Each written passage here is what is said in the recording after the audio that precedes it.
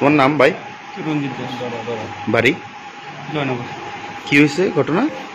ঘটনা হয়েছে, আমি বাড়িতে আসি আজকে 2-3 দিন ধরে। আমি আগরতলা ছিলাম, তৃণমূলের পার্টির কাজে গিয়েছিলাম। আমি যাওয়ার পরে এখন বাড়িতে আসার পর আমি যখন আসি আমার ফোন করে নিয়ে গেছে জয়নগর আনন্দবাজার, একটা বাজার আছে, ওই বাজারে নিয়ে গেছে।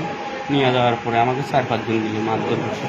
আমার মাথা টাথাগুলো নিয়ে দিয়েছে, প্লাস কপালও ফাটানোর অবস্থা।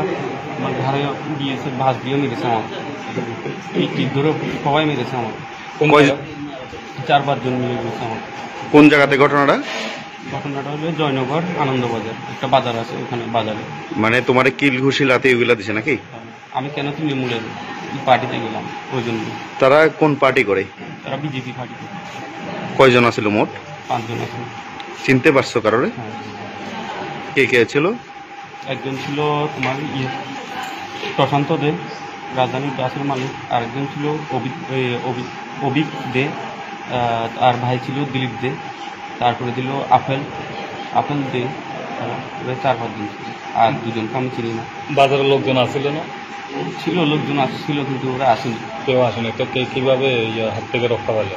রক্ষা হলে একজন দোকানদার ছিল, কোনো রকম বাঁচিয়ে আমাকে নিয়ে এসছে ওদিকে, অটোটা পার করে দিয়েছে আমার বন্ধু বান্ধবী। এখন কোথায় এসেছো? এখন আমি হসপিটালে এসেছি। এটা কি মামলা করবে? হ্যাঁ, আমি করবো। তোমার নাম কি? রঞ্জিত দাস, বাড়ি কোন জায়গা? জয়নগর। ঘটনাটা আনন্দবাজার, জয়নগর আনন্দবাজার। কোন সময় ঘটনাটা? ঘটনাটা থেকে আরো 1 ঘন্টা 10 মিনিট আগে।